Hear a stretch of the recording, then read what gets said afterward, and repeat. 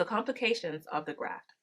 So you can have graft occlusion, which means that the graft might occlude due to reduced blood flow and clot formation. So something is blocking the graft, and that could be due to the reduced blood flow or a clot.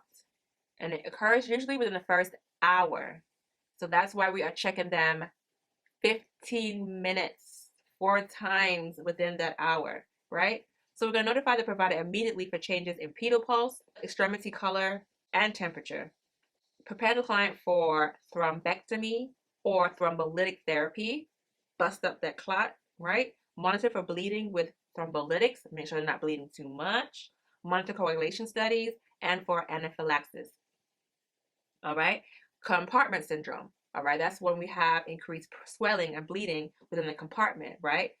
This can occur with the surgery or a restricted space, which causes reduced blood flow to that area, right? Reduced blood flow or swelling means decreased perfusion. Too much blood or not enough blood means decreased perfusion. It's not a good thing. Everything is in moderation in the body. We like homeostasis. We don't like too much of anything. Too much love is bad. Too little love is bad. It has to be just the right amount. So if you don't treat compartment syndrome, the affected tissue will become necrotic and die, of course. So swelling, inflammation, and or no perfusion will cause the tissue to become necrotic. Nursing actions. We assess for worsening pain, swelling, and or tense taut skin. Report unusual findings to the provider immediately.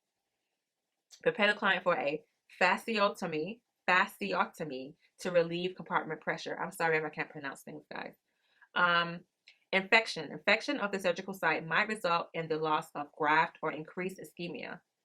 So basically all due to complications is the fact that the graft is not doing its job. It's not getting that blood supply to the point where it needs to.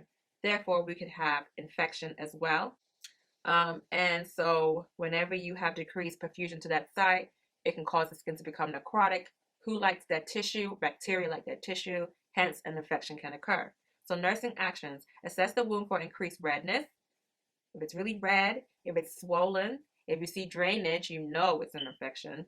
Purulent drainage specifically, you know it's an infection. Monitor the white blood cell count. White blood cell count, I believe, is 5,000 to 10,000. And our temperature, we're going to collect specimens from the wound if they do have that infection to assess what kind of bacterial infection it is. And we're going to give them antibiotics. All right? So, client education. Please notify the provider of decreased sensation. All right? We know that when you have decreased perfusion, you might get decreased sensation. If you have increased ischemic pain, like I said, compartment syndrome is unrelenting. It doesn't stop with pain meds. It's really severe. So if they have increased ischemic pain, notify the provider ASAP.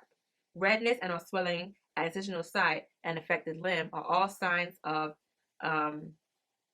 infection. So we need to make sure we notify the provider. Woo! Long chapter.